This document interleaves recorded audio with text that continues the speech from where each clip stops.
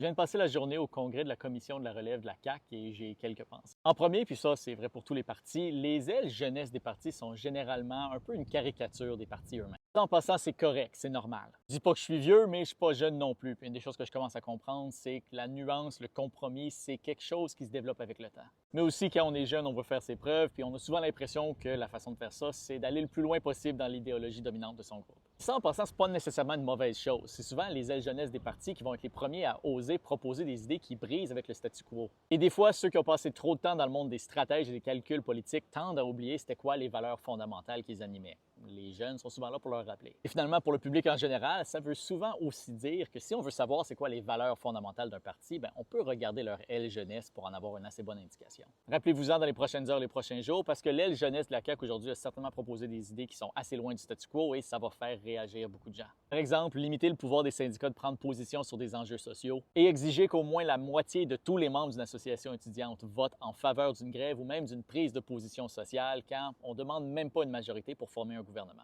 Ça, c'est toutes des choses qui vont faire jaser, même je suis sûr, dans les commentaires ici. Reste à voir maintenant comment le parti lui-même va réagir aux propositions de son aile jeunesse, mais ça, on va voir dans les prochains jours.